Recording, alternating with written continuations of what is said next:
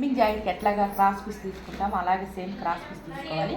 కాకపోతే ఒక్కరంతా ఇక్కడ మర్చి కుట్టుకున్నానండి, ఇక్కడ కొంచెం మర్చి కుట్టుకున్నాను. ఇప్పుడు ఇక్కడంతా కొంచెం చూడండి అన్లెవెల్ ఉంది కదా, దీన్నంతా లెవెల్ చేసుకోవాలి మనం ఫస్ట్ నుండి. అంటే మనం ఎట్లా మెడ పీస్ ఎట్లాగా చేసుకుంటామో అలాగా ఒకే లెవెల్ ఉండేలాగా ఇట్లా కత్తిరించుకోవాలి. మా కత్తిరి వేరేది ఇవ్వు, కత్తిరి మంచి కత్తిరి. ఇలాగా జాయింట్ వేసేసి సైడ్ ఒక పక్క మడిచి కుట్టుకున్న తర్వాత ఇలాగా లెవెల్గా కట్ చేసుకొని ఒకే ఈవెన్గా రావాలి, కొంచెంగా వచ్చి ఇంతుంటే చాలండి. కట్ చేసుకున్న తర్వాత ఇక్కడ మనకు చూసినామంటే కాజా పక్క వస్తుంది.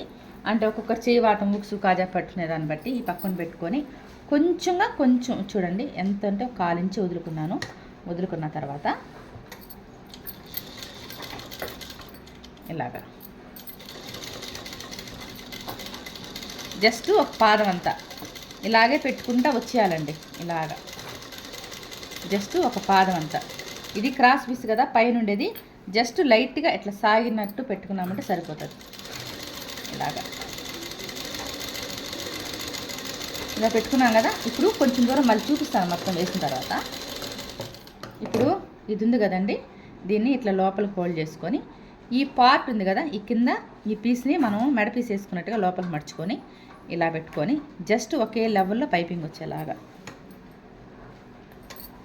ఇలాగా స్టార్టింగ్ కాబట్టి రఫ్ చేసుకున్నాను. ఇట్లాగా దీన్ని ఇట్లా సపోర్ట్ చేసుకొని ఇలా మడుచుకోవాలా.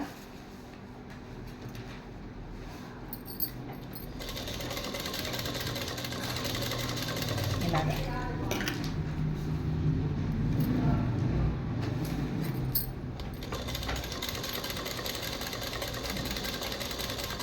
ఇలా కుట్టేసుకున్నామంటే ఇదిగోండి ఇలాగ పైపింగ్ నీట్గా వచ్చేస్తుంది.